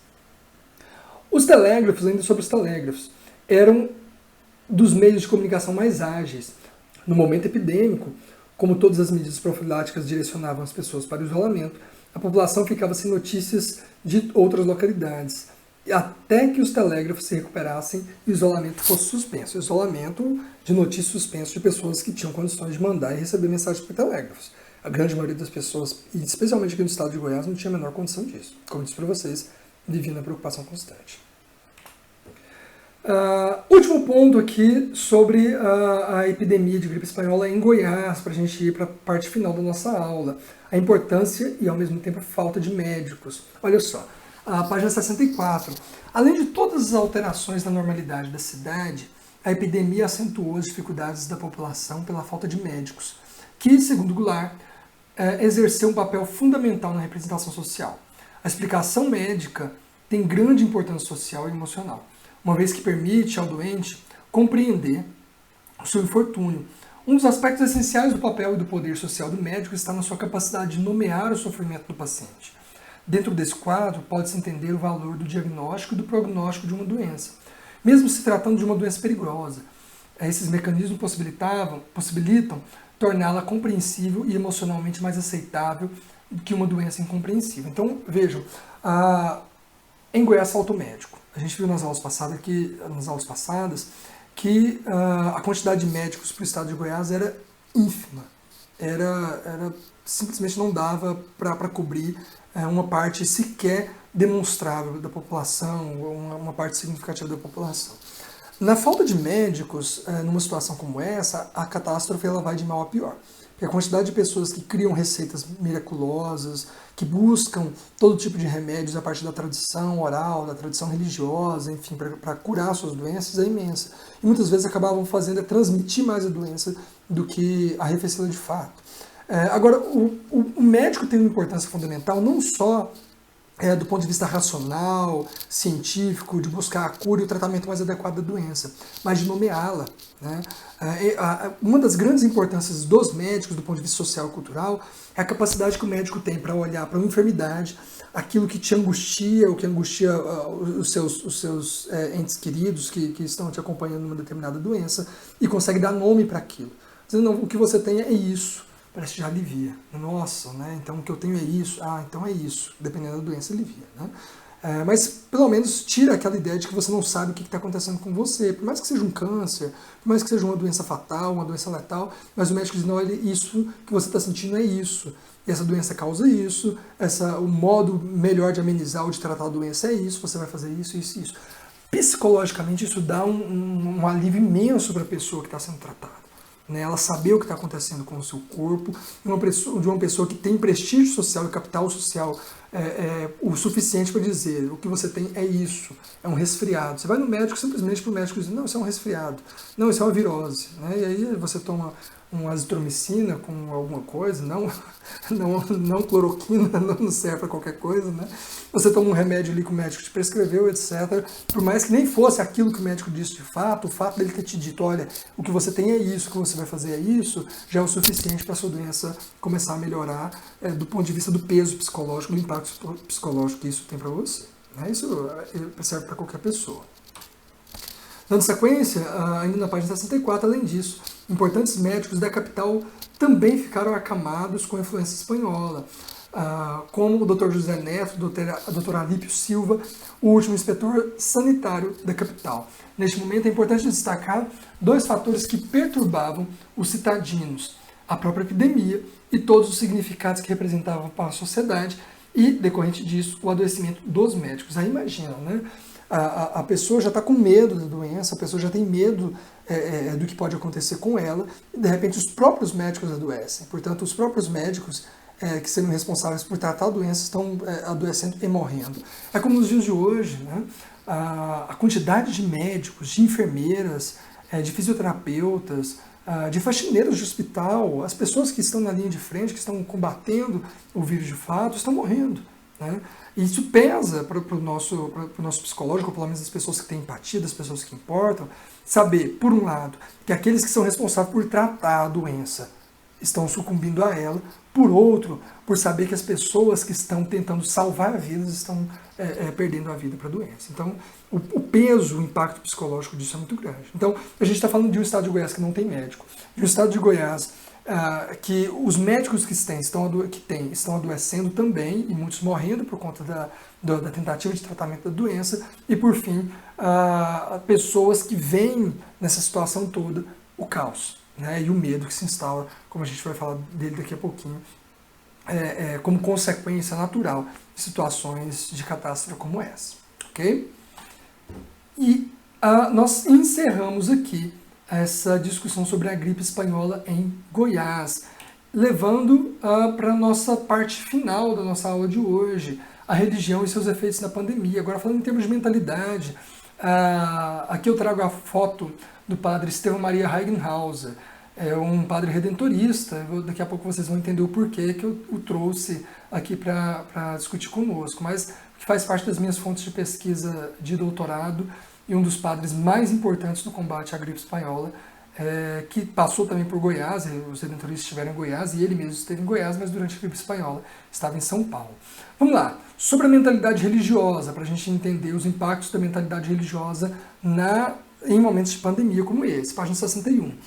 A sociabilidade religiosa era bastante arraigada na população da capital goiana, aqui falando especificamente da capital de Goiás, mas serve evidentemente para a sociedade goiana e até brasileira como um todo. E mesmo com a crise sanitária, os fiéis continuavam a procurar a cura e não o contágio através da fé com Deus. Muitos se apegaram ainda mais à religião, acreditando que a pandemia poderia ser algum castigo divino. Para Brito, abre aspas, um fenômeno bastante observado durante as epidemias é a exacerbação da religiosidade, expressa em procissões, missas, jejuns e preces, que representam um meio de expiar perante Deus as faltas cometidas, supostas causas do infortúnio, fecha aspas, citação aí do Brito, né, 1997, página 15, no livro que eu trouxe para vocês, do Leandro Damasceno Neto. Então, pessoal, vejam, em momentos de crise, especialmente em momentos como esse de pandemia, quando a gente fala de saúde, de morte, a religiosidade ela fica mais exacerbada. E isso se dá principalmente pelo fato de que as pessoas acreditam de fato, de verdade, que epidemias, pandemias, pestes são castigos divinos, né? E isso, por um lado, tem o seu efeito positivo de fazer com que as pessoas se aproximem de algo que as conforte, ou seja, entendem a pandemia como tendo uma explicação racional e se confortam psicologicamente para isso. E por outro, um efeito perigoso de como que a gente vê às vezes agora na pandemia da Covid-19, muitos discursos religiosos que veem na doença, na pandemia, como um castigo divino, a possibilidade de se ausentarem das suas responsabilidades sanitárias porque se acreditam estar protegidos por Deus. Então essa doença só vai atingir os pecadores, essa doença é para punir os pecadores, o pessoal do funk, o pessoal moderno, o pessoal da esquerda, né, o pessoal, né, abortista, marxista, blá blá blá. Então aquela coisa toda de que, né, eu falo esses termos porque é o que a gente tem escutado aí de algumas lideranças religiosas mais conservadoras que têm graçado posição junto ao governo federal, que tem tomado atitudes semelhantes, de negacionismo da doença. E isso é muito perigoso, isso independente de posições partidárias e ideológicas, o que a gente precisa entender é o perigo de que a mentalidade religiosa, que até certo ponto pode ajudar as pessoas, e ajuda de fato, não se pode negar isso, mas a partir de certo ponto pode se tornar um perigo na medida em que acredita que é um castigo divino para os outros, e que eu posso ir na missa, eu posso ir ao culto, porque não vou pegar essa doença, porque Deus me protege, porque Deus protege a minha comunidade, porque a minha comunidade é fiel, etc, etc. E você pode provocar umas dezenas ou centenas de mortes sem intenção direta, mas com culpa, justamente porque você não guardou os protocolos necessários sanitários para evitar que essa doença se alasse. Então, é algo que precisa ser pensado, é algo que precisa ser discutido, esclarecido, para que as pessoas realmente tenham noção dos perigos que mentalidades como essa também podem ocasionar. Ok? Ainda na página 62, a sociabilidade religiosa na capital é fundamental para que se compreendam as representações da população frente à epidemia de gripe. Segundo Souza, cada casa possui um pequeno oratório no qual as pessoas se dedicam às suas preces aos santos, para que as livrassem de qualquer tipo de mal. Todas as noites, quando se aproximava a hora de colocar as crianças na cama, Dona Ângela convocava-as para rezar na sala diante do oratório. Aqui ele está citando algumas fontes da cidade de Goiás da época. Todas se ajoelhavam e a mãe fazia uma longa prece pedindo a Deus o término da guerra, a saúde para os enfermos, o fim da epidemia que continuava ceifando vidas por toda parte. Então, olha que curioso, né? Aqui ele pegou algumas citações de cartas, documentos, memórias, enfim, de pessoas que deixaram registros dessa época da gripe espanhola na cidade de Goiás. E aí dizia, olha, cada casa tem um oratório, e nesse caso específico desse registro, que foi registro de memória que o Leandro Damasceno Neto buscou, está mostrando a mãe botava todas as crianças para rezar, ajoelhada, fazer longas preces pedindo pelo fim da guerra, pela saúde dos enfermos, pelo fim da epidemia. Olha só, a preocupação e a necessidade, esse é o lado bom, né? Esse é um lado muito bacana da mentalidade religiosa, fazer com que as pessoas se importem umas com as outras, se importem com os enfermos, se importem com quem está sofrendo, tenham de fato essa empatia com aqueles que sofrem em períodos como esses. Então, como eu disse, a gente não está aqui para colocar limites ou freios na religião, ou dizer que a mentalidade religiosa é boa ou é ruim. Mas tem um lado muito positivo como esse que eu estou citando, e um lado muito perigoso, como que eu citei há pouco. O que importa para a gente, de fato, é perceber a responsabilidade dos indivíduos, seja de mentalidade religiosa ou ateia, ou pouco religiosa, diante de uma situação sanitária grave, como a que se viveu entre 18 e 19, e como a que se vive agora em 2020 e 2021. Ok? Como a gripe espanhola ceifava vidas juntamente com a Primeira Guerra Mundial, em Goiás, os moradores recitavam uma oração que os livrasse de ambas. Olha só, uma oração que ficou registrada e que o Leandro Damasceno Neto trouxe para nós da cidade de Goiás desse período. Olha essa oração. Estrela do céu, que criou o Senhor e afugentou a peste e a morte, que implantou o primeiro pai dos pobres. A mesma estrela permitia que se abrande a peste e a guerra, que matam os povos com feridas e mortes cruéis. Piedosíssima estrela do mar, livrai-nos da guerra. Ouvi-nos, divina Senhora, já que o vosso Filho nada vos nega e vos honra. Por Jesus salvai-nos. Vós que sois a Virgem Mãe, rogai a Deus, rogai por nós, Santa Mãe de Deus, para que sejamos dignos das promessas de Cristo. Amém. Então, olha só, né? E é curioso, para quem é católico, né? Santa Mãe de Deus, rogai para que sejamos dignos das promessas de Cristo, né? São trechos oficiais, de orações oficiais católicas, adaptados, né, todo esse trecho anterior, de olha, estrela da manhã, estrela do mar, que são alguns títulos da Virgem Maria, dizendo, olha, protegei-nos da guerra, protegei-nos da epidemia, né, protegei-nos da peste. É curioso e interessante, bonito de ver a fé nesse sentido positivo, a fé que leva as pessoas a se importarem umas com as outras e consigo mesmas, evidentemente, e faz com que elas se guardem, e se guardando, guardem também os seus, guardem também os outros de doenças como essa, ok? Dando sequência os impactos nos serviços religiosos. Então, o que impactou de fato nos serviços religiosos da pandemia? Olha só, é interessante ressaltar, que é a página 61, que as igrejas, enquanto templos, tá, não eram completamente fechadas, pois a população acreditava que a fé em Deus poderia libertá-los do mal que os aterrorizava. Esse é o ponto perigoso, tá? Um dos pontos perigosos que esteve lá na gripe espanhola e que se repete, de certa forma, aqui, até certo ponto, aqui na nossa pandemia, infeliz pandemia de Covid-19. As pessoas acreditarem que se é Deus que vai livrar, então não pode fechar as igrejas, eu tenho que ir à igreja, eu tenho que ir à missa, eu tenho que ir ao culto. Ou seja, eu não posso, em momentos de crise sanitária global, me eximir da obrigação dos serviços religiosos, né? Ou seja, Deus precisa que você esteja no templo aglomerando com as pessoas para que ele tenha piedade e retirar a doença que ele mesmo causou. Ou seja, esse é um lado perigoso da crença religiosa que faz com que as pessoas coloquem os seus valores religiosos acima dos protocolos sanitários, racionalmente pensados para se evitar desastres ainda maiores. Okay? Assim, as autoridades públicas e o clero optaram pela diminuição do tempo e de permanência nas igrejas, reduzindo o tempo das missas e a quantidade de pessoas. Medidas profiláticas diárias foram determinadas para esses espaços. Aí uma citação do Correio Oficial, né, de 11 de janeiro de 1919, auge da epidemia. Igrejas e capelas e os respectivos confessionários serão desinfectados todos os dias e a água benta renovada frequentemente, desinfectando-se também as suas pias.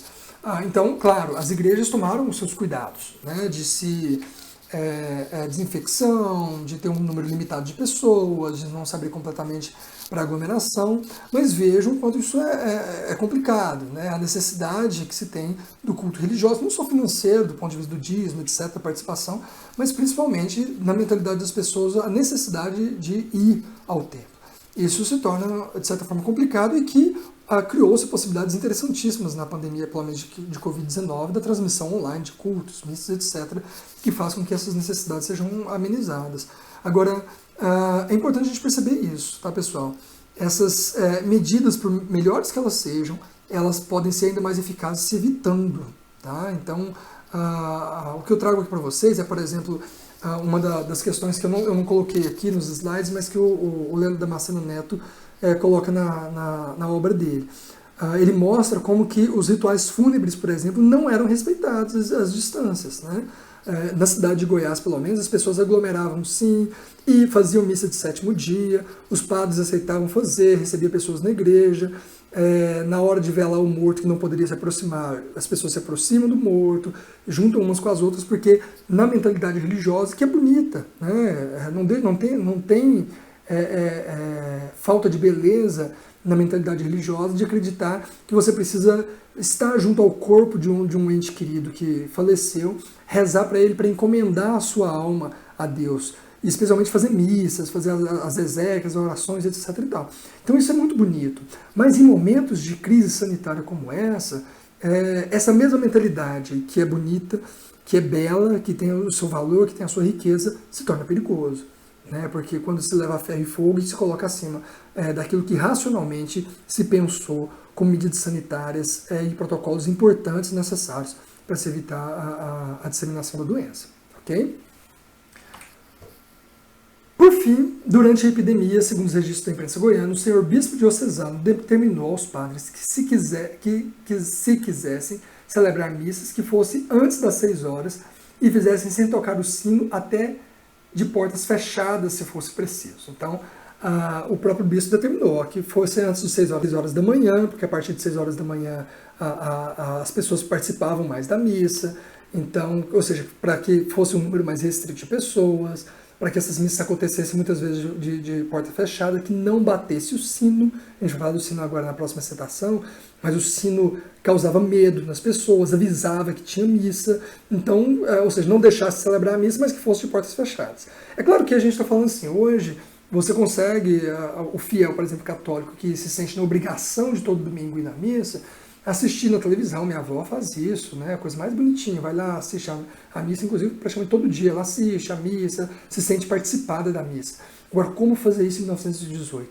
Sem internet, sem vídeo, né? Sem WhatsApp, sem nada, a não ser a presença física na missa. Então, é complicado, mas não deixa de ser perigoso, não deixa de ser um aspecto perigoso dessa mentalidade religiosa que a gente está tratando aqui.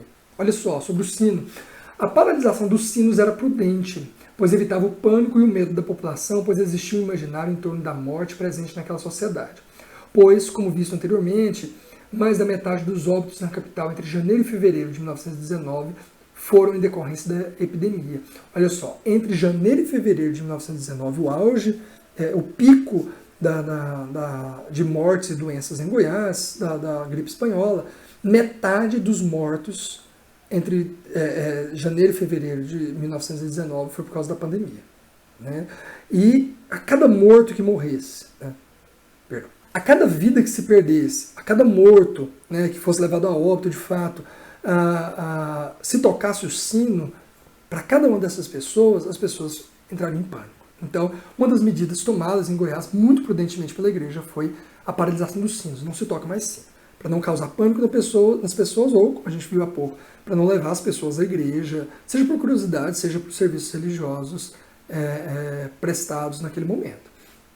O badalar dos sinos anunciando a morte, mesmo que não tivesse sido causada pela gripe, acabava por relacioná-la à epidemia. A paralisação dos sinos, que anunciava as mortes, abrandava a agonia dos moradores da cidade. Então, mesmo uma pessoa que não morresse por gripe espanhola, num momento como esse, de repente, se o sino continuasse a bater cada vez que uma pessoa morresse, o pânico seria total. Imagina, né? A gente dobrou, se 50% das mortes foram causadas pela epidemia, significa que dobrou a média de mortes daquela época. Dobrou, se fosse bater o sino, dobraria a quantidade de badaladas de sino, avisando de pessoas mortas, ou seja, o pânico seria total. Então foi uma medida muito prudente do bispo, desculpa o trocadilho, Dom Prudêncio, que era o bispo de Goiás, foi bastante prudente com a suspensão do badalar dos sinos em Goiás, nesse momento de epidemia. Ok?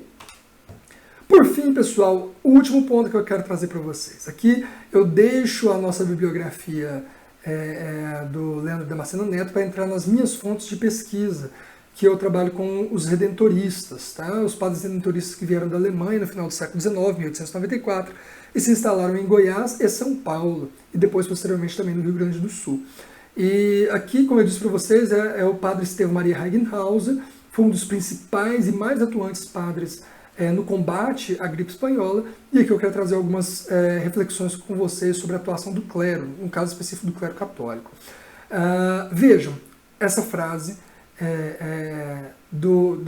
que consta nas ânulas. Ânulas são crônicas, né, anuais da província redentorista, no caso aqui de 1918, da Casa da Penha, na cidade da Penha, em São Paulo. O tempo da gripe foram dias e semanas sem descanso para os padres. Por quê? Olha que interessante, pessoal. Os padres, e aqui eu estou pegando o caso dos redentoristas, mas não se restringiu a eles, mas ao clero, de uma maneira geral, católico, eles sempre tiveram, né, hoje ainda tem, mas naquela época tinham ainda mais, um prestígio social muito grande da população. Então os padres, eles exerciam papéis que muitas vezes fugiam ao seu controle, né, como no caso aqui da gripe espanhola, se tornaram praticamente médicos, enfermeiros, médicos, traziam remédios, acolhiam doentes, enfim, os padres eram pessoas a quem as pessoas recorriam. Em Goiás, por exemplo, na falta de médicos, na falta de lideranças, na falta a quem recorrer, o padre da paróquia, o missionário, o convento, era o lugar onde se batia a porta para pedir socorro. No desespero, as pessoas, especialmente as pessoas pobres, não têm um hospital para recorrer, não tem um médico a recorrer, recorre ao padre. Então o padre teve uma função social e sanitária absolutamente importante durante a pandemia de gripe espanhola. É muito interessante ver. Aí eu trouxe alguns trechos dos registros dos redentoristas que eu colhi sobre a gripe espanhola, para a gente discutir um pouquinho. E aí eu trago uma informação interessante. Esses padres, durante a gripe espanhola, eram alemães. Né? A grande maioria deles eram alemães, alguns poucos brasileiros, que eu estou falando dos redentoristas. E eles tinham sido perseguidos por parte da população durante a Primeira Guerra Mundial, quando o Brasil declarou guerra à Alemanha. Criou-se uma situação muito complicada para os padres, especialmente em São Paulo. Goiás teve pouquíssimos casos de contrariação a padres ou de agressão a padres. Mas no estado de São Paulo, o convento dos redentoristas chegou a ser apedrejado quando o Brasil declarou guerra à Alemanha pelo fato de eles serem alemães. Então eles saíram da Segunda Guerra Mundial. E eu tenho um artigo muito bacana publicado com uma ex-aluna minha, Lohane Maiara, a quem eu mando um beijo. Nós publicamos um artigo refletindo sobre isso. O nome do artigo é Das Pedras ao Triunfo, analisando a participação dos padres dessa discussão do acaloramento da Primeira Guerra Mundial desses padres alemães no Brasil, a gripe espanhola. Vou deixar aqui o link para o artigo na descrição do vídeo para quem quiser acessar. Mas olha que interessante, eles saíram de um apedrejamento do convento por serem alemães durante a Primeira Guerra Mundial para serem procurados no desespero das pessoas por conta da gripe espanhola. E olha a atuação deles, vejam só. Aqui eu cito agora também as crônicas da Casa da Penha, de 1918, as crônicas anuais, chamadas de Anuas. Dentro de poucos dias, a maioria dos moradores das nossas paróquias caiu doente. Muitos deles corriam risco de morrerem privados de qualquer socorro. Diante disso, abrimos às pressas 2 hospitais provisórios. Os padres redentoristas abriram hospitais provisórios. Olha só. Os padres, não é o Estado. Os padres estão agindo aqui, abrindo 2 hospitais provisórios para auxiliar a população. Para os homens, no grande prédio onde funcionavam as escolas públicas, e para as mulheres e crianças, nas escolas particulares das Irmãs Vicentinas. Cada dia eram levados para lá os que estavam em piores condições. O governo cedeu-nos automóveis e assim pudemos socorrer os que precisavam de auxílio corporal e espiritual. Por ocasião da visita aos doentes, deixávamos vales com os quais eles podiam conseguir mantimentos e remédios por conta do governo. Olha só, a logística que o governo não conseguia fazer, quem fazia eram os padres. O governo, no caso aqui de São Paulo, tinha mantimentos, comida, remédios, etc. E quem distribuía eram os padres. Os padres aqui distribuíam os vales, os padres pegavam automóvel, pegavam carro do governo para ir buscar doente, levar doente, colocando em risco a própria vida, inclusive. Padres da congregação redentorista não chegaram a morrer de gripe espanhola, mas chegaram a ser infectados. E, enfim, olha só o tipo de atuação absolutamente importante e curiosa que esses padres têm nesse momento aqui. Eu, particularmente, sou apaixonado nessa história dos redentoristas com a gripe espanhola, justamente por conta da importância que eles tiveram, e aqui no caso de São Paulo isso é muito gritante, em Goiás também tiveram isso, daqui a pouco eu vou trazer uma crônica de Goiás, no auxílio da população necessitada. Ok? Olha só, outra citação também da crônica, das crônicas anuais, as anos de 1918, da Casa da Penha, em São Paulo. Cada padre tinha consigo um ritual e um vaso dos santos óleos. Os padres em casa gozavam os privilégios das missões quanto ao breviário. Durante a gripe, isto é, de 24 de outubro até 2 de dezembro, na Penha foram feitas 1.328 visitas aos enfermos. Olha só, de outubro a dezembro. Em menos de 3 meses, mais de 1.200 visitas aos doentes feitas pelos padres. Isso é de uma admiração estupenda. Todo mundo correndo, se isolando. É claro que o padre também ele teria que ter todos os cuidados necessários para não levar a doença de uma localidade para outra. Mas eles estão visitando os doentes, correndo o risco de si mesmos, por 2 razões: para levar remédios, mantimentos, levar aos hospitais, etc, etc, ou para fazer as exéquias, para levar o conforto religioso. É muito, absolutamente belo, é muito bonito, é muito rico ver a maneira como a religião, nesse aspecto aqui, age de maneira indiscutivelmente positiva no auxílio ao combate à doença e não na sua negação. Ok? Então, olha só, em domicílio foram socorridas 3.000, isso, olha só, de 24 de outubro a 2 de dezembro, a gente está falando de praticamente 2 meses, 3.438 enfermos socorridos. Visitados, 3.813 doentes socorridos nos postos, 2.444 pessoas. Hospitalizados, 118 doentes. Foram feitas 1.158 visitas médicas, né? Ou seja, levando médicos para visitar doentes. Foram distribuídos 1.499 vales de gêneros, portanto de alimentos, 1.225 vales de carne, 325 vales de leite, 690 vales de medicamentos, 1.050 pratos de sopa. Em tudo isso, as despesas subiram, ficou errado aí a grafia, subiram a nada menos que 12 contos, 220.800 réis. Durante esse tempo foram feitas 185 confissões e ungidos 79 enfermos. Pessoal, olha os números, são muito expressivos. Para 2 meses, para uma casa, a gente está falando de uma casa de padres que nem era maior. A maior era de Aparecida, a segunda maior de Campininhas, em Goiás, e a terceira maior a Penha. Então a terceira maior casa, portanto, nem é a casa maior, e esses padres conseguiram esses números. E olha só, o custo disso, 12 contos de réis. 12 contos de réis, pessoal, é um número absolutamente grande. 12 contos de réis, aí eu precisaria de outros parâmetros para mensurar, mas eu posso dizer que 12 contos de réis é uma fortuna na época. 12 contos de réis daria para construir, lembrando de cabeça aqui mais ou menos os gastos que eu vi nas fontes na construção ou reformas de igrejas, daria para construir pelo menos 6 igrejas. E eles gastaram 12 contos de réis com combustível, com alimentos, enfim, com prestação de serviço público. É de se admirar, né, e de parabenizar a força desses padres nesse período. Por fim, Goiás, né? Aqui uma correspondência do padre Francisco Vande ao padre João Batista Queimaia em 16 de janeiro de 1919. Os missionários foram acunhados de padre médico. Olha só, em Goiás, que bonito, que interessante, né? Os padres, na falta de médico, o padre levava remédio, o padre receitava, não tinha nem competência para isso, competência formal, mas claro, os padres estudavam, os padres, enfim, os padres eles eram eruditos a ponto de saber distinção de remédios, etc. Mas, e claro, no momento de desespero, no momento de necessidade, eles eram ali apelidados de padres médicos, porque eles estavam na linha de frente de controle e de socorro das pessoas, né? E nas ânulas, portanto, as crônicas anuais da província redentorista de São Paulo, aqui, só que no caso de Goiás, né, da província redentorista de São Paulo, porque é o título do documento hoje no arquivo, mas que é referente a Goiás. Eles dizem o seguinte, olha só, nas crônicas sobre Goiás. O convento distribuiu, além disso, muitos mantimentos, principalmente leite para os pobres. Continuamente vinham pessoas de lugares mais distantes bater à nossa porta pedindo conselho e remédio.